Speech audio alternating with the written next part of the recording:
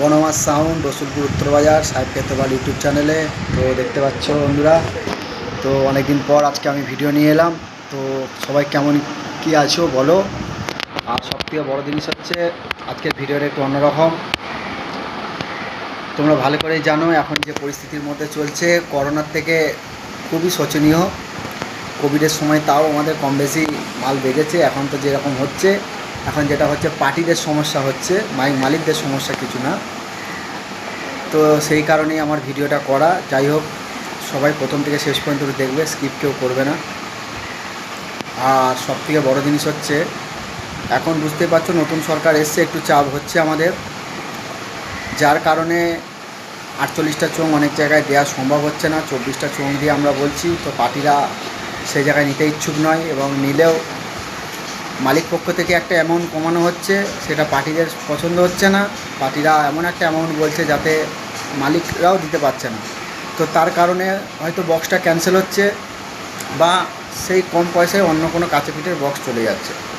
তো এই কারণ নিয়ে আমার টপিকটা হবে।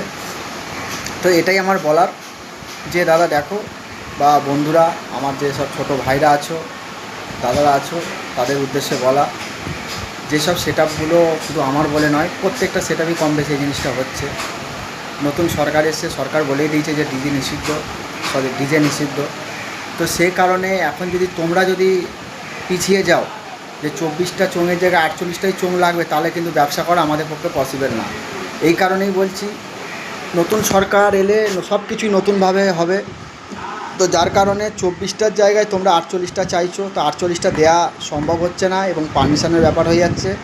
তাই বলছি তোমরা 24টা চোঙ দিয়ে অন্তত জায়গাটা ধরে রাখো, মালটা অন্তত ফিল্ডটা বাজাও, পুজোগুলো এভাবে বন্ধ করো না।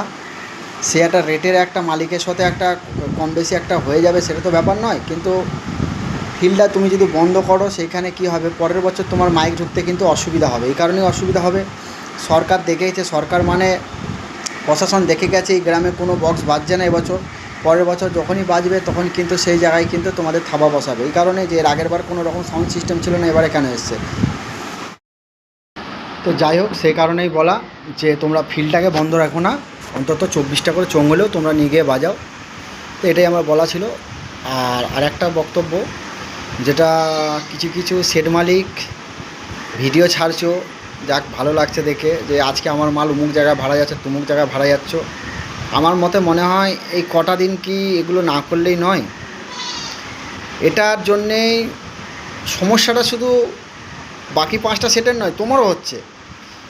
হয়তো কম বেশি তোমার চ্যানেলটাও হয়তো অনেক সিভিক বা অনেক থানার পুলিশেরও হয়তো চ্যানেলটা সাবস্ক্রাইব করে রেখেছে, যাতে তোমাদের এইসব মালগুলো তুলতে সক্ষম হয় তারা।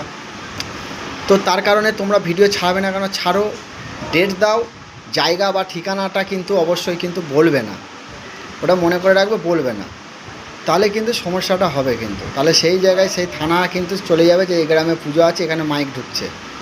আর যে জায়গায় কম্পিটিশান হচ্ছে, সেই কম্পিটিশানের ভিডিওটা ছাড়া বন্ধ করো। ইউটিউবার ভাইদের বলছি, ভিডিও ছাড়ো না, বসে বাজছে সেই বাজার ভিডিওটা দাও। কোন গ্রামে বাজছে সেটা দিও না, তারিখটা উল্লেখ করো, তাহলে পার্টিরা বুঝতে পারবে যে অমুক তারিখে বাজছে মালটা। কিন্তু কোন গ্রামে বাজছে সেটা দিও না। কারো যদি জানার থাকে, যে মাইকটাকে ভাড়া করবে, সেই মাইকের মালিকের নাম্বারটা নিয়ে ফোন করে বলো যে দাদা তোমার মালটা কোন জায়গায় বাজছে, আমরা দেখতে যাবো, পার্সোনালি সেটা বলা যাবে। কিন্তু এই ভিডিওর মধ্যে বলে দিও না অমুক জায়গায় বাজছে বা কম্পিটিশান হচ্ছে। দেখো, হয়তো দেখা গেল, আমি কথার কথা বলছি, আমার ধরো মেমারি থানায় বাড়ি, মেমারি থানাতে ধরো বিশাল চাপ আছে, অথচ ধরো যেখানে কালকে কম্পিটিশান হয়ে গেল তারা সুষ্ণুতে, সেই জায়গায় হয়তো ওটা ভাতার থানা বা মন্তেশ্বর থানা, যেই থানায় পড়ুক না কেন, হয়তো সেখানে কম্পিটিশান কম বেশি হলো। আমি আপাতত ওখানে দেখিনি, তবে শুনছিলাম লোকের মুখে। তো সেই জায়গাতে যদি কম্পিটিশান হয়ে থাকে, তাহলে ভাববে কি যে মেমারি থানার পুলিশের থানাতে চাপ আছে, মন্তেশ্বর থানায় চাপ নেই কেন, এরকম একটা ব্যাপার থাকতেই পারে। তো তার জন্য বলা যে দাদা এইভাবে ভিডিও ছেড়ো না, জায়গার নাম উল্লেখ করে তারিখটা দাও, এটা সবথেকে ভালো হবে। এটা ইউটিউবার ভাইদের জন্য বলা। আর পার্টির ছেলেদের জন্য যেটা বলা হচ্ছে, তোমরা মাল নিয়ে গিয়ে বাজাও কম বেশি করে, ফিল্ডগুলোকে ধরে রাখো, নাহলে কিন্তু পরবর্তীকালে সমস্যা হবে, যেটা আমাদের সমস্যা হচ্ছে। আর শ্রাবণ মাসের আসামি পূজা আছে, আমার ভাড়াটা হঠাৎ ক্যান্সেল হয়েছে। যদি কোনো দাদা, ওই একই কথা বললাম যে রোড শো হবে না বলে, পরের বছর করতে পারবে না বলে ক্যান্সেল করেছে। তো যাই হোক, যদি কোনো দাদার আসন্ন পুজোর জন্য বক্স লাগে, বনমা সাউন্ড ফাঁকা রয়েছে, অবশ্যই যোগাযোগ করতে পারো। আর যেটা বলছি, সবাই ভালো থেকো, বক্স নিয়ে যাও, আনন্দ করো, কিন্তু আনন্দটা এমন করো যাতে তোমার আনন্দের জন্য অন্যের ক্ষতি যাতে না হয়, সেদিকটা তোমাকে লক্ষ্য রাখতে হবে। আর ঝুটঝামেলা এখন করো না দাদা, কেন আর যেগুলো মারপিট দাঙ্গা হচ্ছে সেসব ভিডিওগুলো ইউটিউবে পোস্ট করো না, এতে খুব ক্ষতি হচ্ছে আমাদের ব্যবসা, তো বুঝতেই পারছো। যাই হোক, চলো এতটুকুই বলার ছিল। পরের ভিডিও আবার আসবে। আর অনেকে হয়তো প্রশ্ন করবে যে দাদা তোমার বক্স বাজছে কি বাজছে না, তো দেখতে পাচ্ছ গোডাউন এখন আমার ফাঁকা রয়েছে। এই দেখো, কিচ্ছু মাল নেই, মাল চলছে।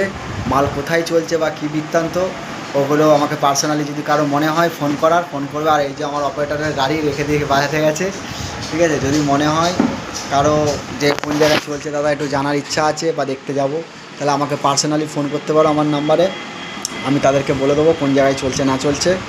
আর দ্বিতীয়ত হচ্ছে তোমার যেসব সামনে ভাড়াগুলো রয়েছে পার্টির ছেলেদের বলছি, দাদা তোমরা মোটামুটি আমার এই ভিডিওর মধ্যে অন্তত কে কোথা থেকে দেখছো না দেখছো একটু জানিও, তাহলে আমার ভালো লাগবে যে হ্যাঁ আমার পার্টিরাও দেখছে। বা আমার পার্টির বাইরেও যদি কেউ বনমা সাউন্ডের ভক্ত হয়ে থাকো, যে তার ভাড়া হয়তো করনি বা ভাড়া করতে পারোনি, বা ভাড়া আমার ওই ডেটে হয়তো বুক হয়ে আছে, তাদের জন্যও বলছি, তারাও আমাকে একটা করে অন্তত কমেন্ট করো, দেখে ভালো লাগবে। কেন অনেক দিন পর ভিডিওটা ছাড়লাম, ভিডিওটা আমি চাই একটু সবাই দেখো।